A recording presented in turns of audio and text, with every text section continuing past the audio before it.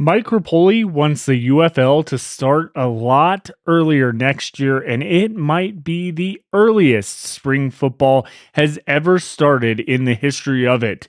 When is that date? Will this work? That and more on today's episode of UFL News. Let's get right on into it. Mike Repole has been literally the most outspoken owner we've seen in spring football ever. Hands down, no doubt about it. He delivers on his promises and everything that he says so far. I have yet to hear him say something that was a lie. Yes, he may troll people, he may piss people off with what he says, but again, when he talks and he mentions what his plan is, it normally comes true. Not normally, it just does. And here's the thing. Yesterday afternoon, Mike Repole did an interview with Ethan Eckerson on St. Louis Post-Dispatch. I believe that's who it was, Ethan Eckerson. That's whose name is under the videos, but I did hear him mention another name in these short 2 to 3 minute clips. So I'm not quite sure who actually interviewed him, as the interview or the video itself hasn't been fully published, but we got so much information out of this. The Battlehawks social media account posted it. So there's a lot to dive into. So a lot of the information that was discussed in this such short time of what all has been released between Repole using week 1 and 3 to really determine what fans want in local markets and to respond in live time and make sure things can be changed immediately. I assume this is regarding the game itself and is not regarding the game itself, and is more of like a fan experience in the stadium and how fans are interacting and everything like that. That's my assumption. But the other thing that was brought up was rules will be released within the next 2 to 3 weeks, and he warned that it will get a lot of attention from people. It will also make a lot of people mad, but most will like what they are doing and what is coming for the league. Then there was a question regarding if he'd rather have the Battlehawks. I assume it was a question based on how he's talking in the video, having the Battlehawks stay at the Dome or moving to St. Louis's Energizer Park, where St. Louis City SC plays and holds a capacity of 22,423, and having a sellout game every single game, and if that would work. And then, of course, there was this schedule. And starting the season the earliest possible that makes sense. There were all within nearly about a 6 total minute clips that have been divided up and have been dropped from this interview. Again, I don't know when this interview is going to be published. Where other than the St. Louis post, dropping it, I have no idea at this point. We'll wait and see, and there's a lot of information I'm curious to see, but let's dive into all the topics he talked about, because there is a lot of information to go with. So first off, let's talk about the fact that Mike Repole is going to be using the league as a dry run / live action, as he puts it, as he sees what's happening in week 1, 2, and 3. I would assume any teams like the Stallions that play in week 4 at home, that'll be kind of included there. But the main focus of data they're looking for and feedback and stuff like that is coming in those first 3 weeks. And he says and again, most of the stuff I'm saying is paraphrasing to an extent. I didn't really quote it exactly, but he says, like any startup or entrepreneurial, this is how we got to look at it, and we can make changes quickly and move towards what fans are saying and what media is talking about and what fits the city. So like I said, in that drift of how he says that, I would say that's more regarding the fan experience, the market itself compared to the actual game on the field, which thank God, because to me, this could be a good or bad thing when you really look at how it all comes together. I assume, as I said earlier, his statement on this is regarding what's happening in the stadium and not direct feedback that they're going to be asking the fans for regarding the action on the field or the rules. I don't think any of that's the case. Um, and I hope not, because like we saw in the USFL in 2022 or 2023, where they changed the rules of the game mid-season or as things came up, it looked really bush league. It looked kind of trashy how they did that. I know Daryl Johnston, Mike Pereira was all part of that. There were some changes they had to do, changes with like the football they use for kicking. There was a lot that came up. And to me, for the league to not do this would be the best thing ever, because it's not going to be a good look if you're changing rules a couple weeks into the season and you just had your players go through training camp and then you're starting the season and you're changing rules up. I don't think that's a great idea at all. And that's just kind of how I see it. Again, to use the league as a dry run in that aspect for the first 1 to 3 weeks, I don't know. To me, it just seems weird, but this could be what we're trying to get at, where essentially they're trying to get the perfect version of the league out there, and Mike Repole wants all that data and information, and to change stuff quickly to not become complicit when it comes to how things are and have to wait a full calendar year or a season to improve stuff. In my opinion, Mike is really taking the business side of things seriously and wants to actually get the league to grow. That's just kind of how I see it with what he's talking about. Now let's move on to those rules, because when he was talking about the rules aspect, we've on the channel talked about the perspective of the no punting once the ball crosses the 50-yard line. I know we've heard and we've talked through the comments together as fans that you would think, like, if they drew a player off sides or something to that extent and got behind the 50-yard line, they wouldn't have to punt. Well, there has been a lot of players out there doing interviews and have confirmed that no matter what, if you draw a penalty or there's a penalty from the other team or whatnot, you still don't get the opportunity to punt on 4th down. You have to punt no matter what. Once you cross that 50-yard line, it doesn't matter if you get a 15-yard penalty and you are on the, let's say, 35-yard line the other way, and you're having to go for it on 4th and God knows what, you still have to go for it. I think that could be a little weird. And of course, the other one is obviously the field goal past the 60 yards counts as 4 points. This is not something new, though. The NFL Europe did this exact thing, except they were doing 4-point field goals past 50 yards. If you made it from 50 or beyond, that essentially counts 4 points. Obviously, with how football is working nowadays, we've seen in spring football, we've seen in the NFL, 50-yard field goals are like a dime a dozen. This here, 60 plus, is still kind of questionable. We've seen Jake Bates, we've seen Brandon Aubrey, we've seen all these kickers perform them, but in reality, I think the 60-yard 4-point field goal, it's something new. It's something new to try, and it's a way to build points on the board. I'm not against it. It'll get weird. It's weird to get used to at first, but it could really decide things when it comes down to the last 2 minutes of the game of how a team manages their play. And if they think they can kick a 60-yard field goal, they're down by 3 or down by 4.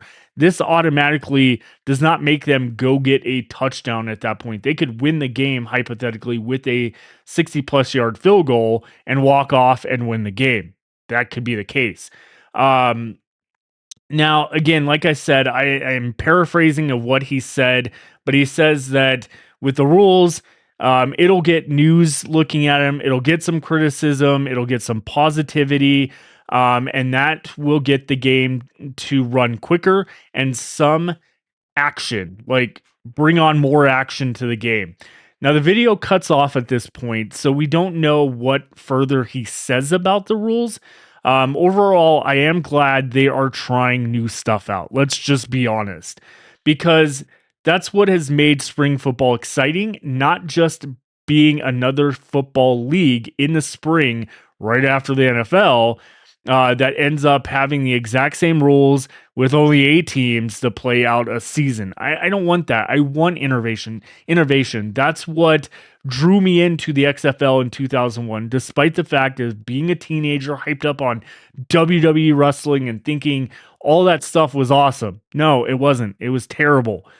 But if you can stay away from the gimmick side of things, I think that's where the innovation comes into effect, which fast forward to the AAF and the XFL in 2020. I think these are AAF in 2019, XFL in 2020, where innovation really changed the game. In 2020, the dynamic kickoff or the XFL kickoff has now, not even 5 years later, ended up as a permanent rule in the NFL. Think that through. That is absolutely crazy. We know how hard it is to get rules changed in the NFL, and that was one of them that spring football created and actually got on the main level of football. Well, the big game, whatever you want to call it.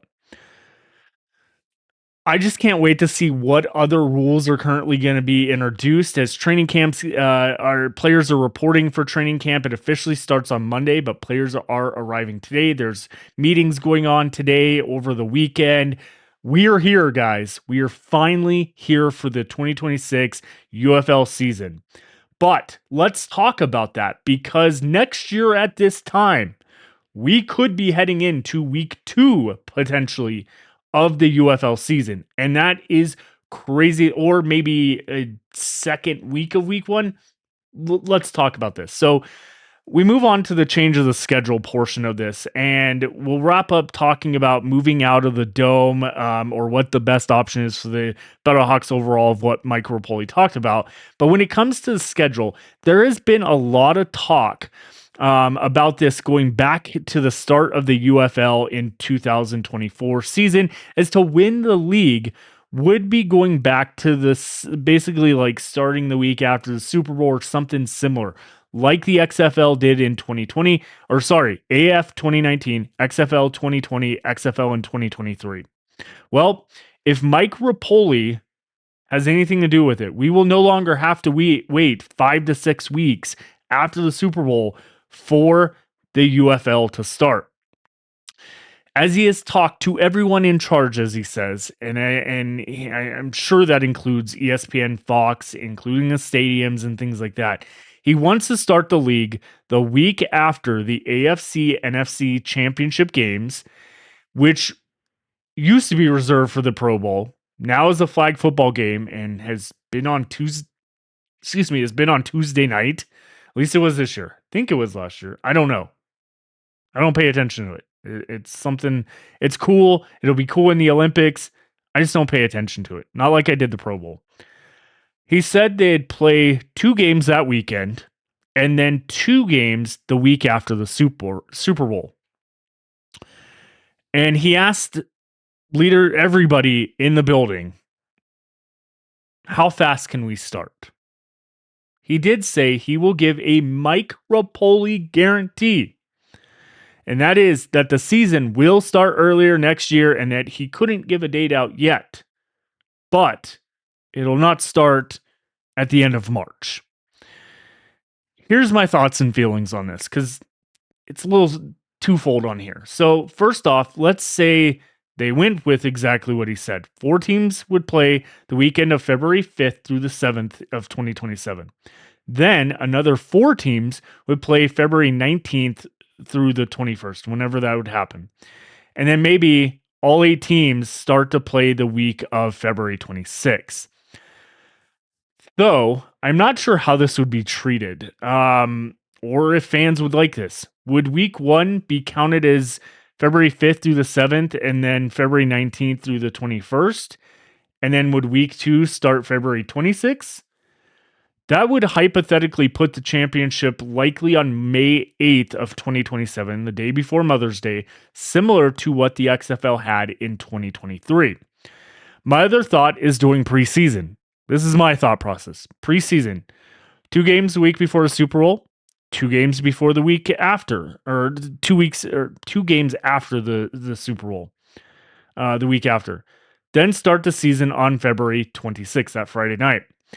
It does come with a cost, obviously, with paying players more, just the overall perspective, whether it is week one. I guess you don't have to if you treat that as week one, but if it's preseason, they would have to pay the players more, along with training camp and things like that.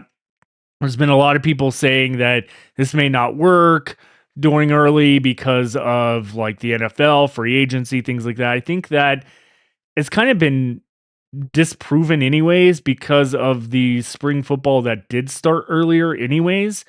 Um, but it does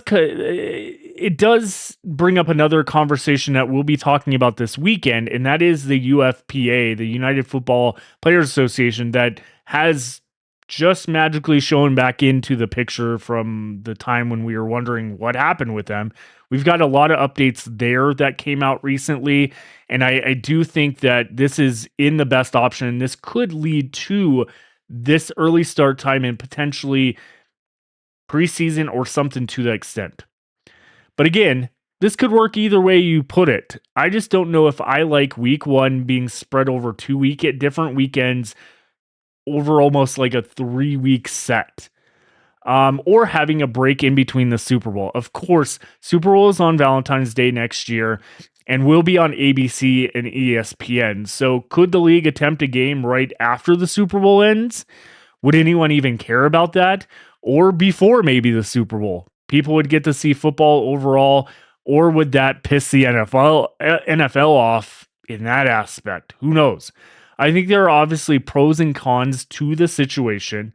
The other, again, is starting the league just the weekend after the Super Bowl and not dealing with all that other stuff. I still think Repole is on to something with what used to be the Pro Bowl weekend, to really show the league off to the public, to get eyes on the game and everything like that. And of course, we get spring football right away and not having to wait a dreaded 5 to 6 weeks for the league to start, which would essentially force the league to actually have a true season, true off season, and get stuff started early. My other thought too is like, you could, technically speaking, have, if you wanted to, week one is split into 2 weeks. You have 2 games during the Pro Bowl weekend, that would be, and then Super Bowl weekend, you have a game on Saturday, and then you have a game that literally starts after the Super Bowl ends on ABC, and it winds right into the UFL, and you go, hey, football is not over, because here we go into St. Louis, and we're playing at the Dome right after the Super Bowl. This kicks off the UFL's final week one game. That could be appetizing to get so many viewership, because that viewership for the Super Bowl is massive. If you can take, like the USFL used to do with the Kentucky Derby, if they could go in, or NASCAR, or whatever it was, if they can go in and get that viewership, that is going to bring a lot more eyes into the league, especially if it's the Dome, and you can like get fans to the Dome even during the Super Bowl. Maybe you show the Super Bowl in the stadium while people are entering, and have like a watch party for the Super Bowl, because ESPN ABC is doing it. They could have it on the screen there and get fans hyped up. You have pregame. There's a lot that could be done there. Overthinking it. But anyways, so then we move on to the last topic. And that, of course, covered in this interview was the possibility of the Battlehawks moving to St. Louis City SC MLS, I believe it's MLS Stadium, after 2026, or what would be the best team and fans. He says there has been discussions, and that if they can keep drawing the 30 to 40,000, and he wants to get out to the Dome this season to get the feel, to see if it truly works for the fans, which I think it does. There's no question there. And see how it looks and feels, and how that would potentially look at a sold-out soccer stadium instead every weekend or the home games. He isn't quite sure at this point. He is going to listen to the fans, local sponsors, and market experts, and do what's right for the city and do right by the fans for the fans. And you'll end up, and he says that when you do that, you'll end up doing what's right for the league. He said most people in the league says the leagues or most. He said most people in the league say. That the league is first. Like the league matters when it comes to like the XFL in 2023, USFL, all that type of stuff. They've preached that the league is always first and that don't worry about the city. The fans will come, he said. And he's like, that's not how that works. That's not how he sees it. And that's not how he's done business. And he wants to put, again, the fans first, the markets first, then put the league. And I think that's the best way to potentially get what they're looking for to actually work here. The comment alone shows that we've been seeing, again, in the past after the XFL 2020 season, clear as day. They expect fans to show up because there is a team and a league playing on these days. And that's just not how it's worked. I feel Vince McMahon's playbook as very similar to Mike Repole is stating with the business aspect of things. Repole did praise to no end the St. Louis market and said it is the main reason why he thinks the league has the opportunity to survive. And in 2023, when he looks back with a 16-team league, that it'll be because of the 30 to 35,000 diehard fans in St. Louis was the only reason why this has a chance to work everywhere else. And his statement couldn't be more truer. Do I think moving the Battlehawks to a soccer stadium would work for him? Maybe. I don't know. I mean, if the crowd size keeps falling like we've seen over the years, and yes, there are some reasons for that. The Cardinals, the St. Louis Blues, all those scenarios that have caused attendance to go down, bad timing of games, having 6 games last year, plus playoffs, plus the championship game. That fatigue of too much football, I think, has hit St. Louis, and I think they can draw that back in now, and they could get that. And then there would be no point in leaving the dome and only getting around 22 to 23,000 per game in a soccer stadium and then pissing off half of your fan base because they can't even get into a game. That would be an issue I'd see. Overall, I really, like I said, I want to see the full interview of this. I think there is way more to the conversation than the short clips we've seen of this video. Overall, though, another thing I watched just the other day that has got me absolutely hyped up for this league is Mike Repole and the UFL posted a video of him having dinner with all the head coaches, and they were mingling and talking and stuff. And it just had a really real aspect to it, very candid. I would not watch this around kids because the F word is dropped numerous times, but it's authentic. And it makes me really happy for this league. The head coaches are sharing stories, Mike's sharing stories and stuff. I think it's great. I'll put all these things in the description below. And let me know your overall thoughts on this. And stay tuned again. If you haven't done so already, hit the subscribe button, hit notification button, because this weekend we'll be talking about the United Football Players Association, what has changed going into 2026 and how that won't be affected. Nothing will happen like we saw last year. Let me know in the comments what your thoughts are. And then, of course, let's thank our members here because we did get a new member overnight. Thank you again, continuing to build on this journey. And I don't have full time to read everything, but I will say thank you to our new member here, Manuel. I believe it's Oliveries Jr. I believe that's how you pronounce it. Probably not, but that's kind of how I see it when I look at it. But thank you again for your continued support. You can do the same for just 99 cents a month. And that helps keep everything running and is going to help in the process of what I am planning that will be revealed, should I say, very shortly for the channel going forward. So we'll see you back here on the flip side. Thank you, everyone. And let me know in the comments what you think about Mike Repole's comments on all these videos. Have a great one. See ya on the flip side.